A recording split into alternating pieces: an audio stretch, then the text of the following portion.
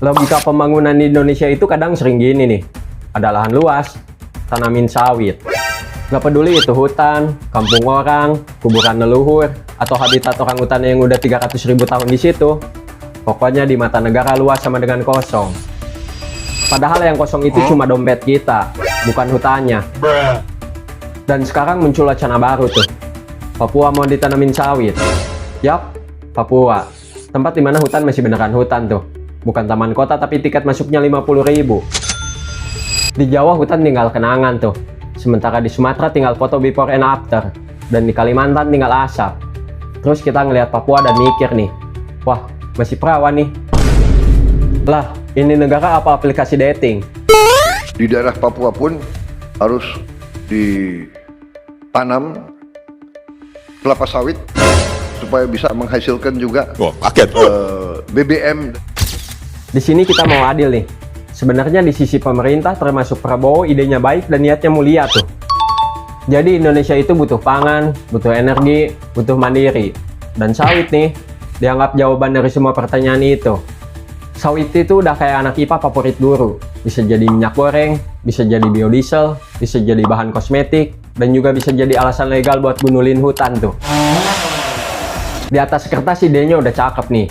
PowerPoint-nya rapi, grafiknya naik, dan animasinya pakai fade in. Wow. Tapi masalahnya nih, di lapangan PowerPoint nggak bisa nyerap air banjir tuh. Negara kita itu sering banget percaya nih, kalau sesuatu berhasil di suatu tempat, pasti bakal berhasil di tempat lainnya. Padahal yang berhasil itu cuma laporannya. Banyak orang Jakarta yang mikir nih, Papua itu masih kosong, tinggal pakai. Padahal di sana itu rumah orang tuh, ada masyarakat adat yang hidup dari hutan, makan dari hutan, dan minum dari hutan. Jadi buat mereka hutan itu bukan aset, bukan komoditas, bukan juga lahan tidur.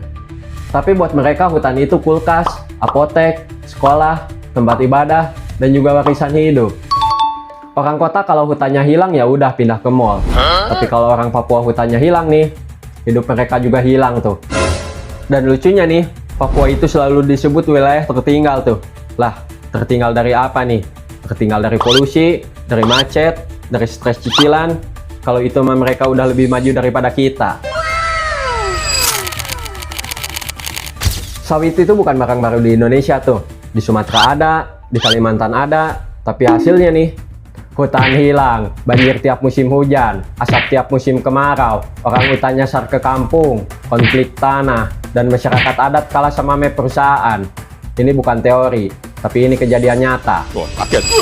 Jadi pertanyaannya simple nih, kalau di 2 pulau aja udah ribet tuh, kenapa kita yakin di Papua bakal mulus?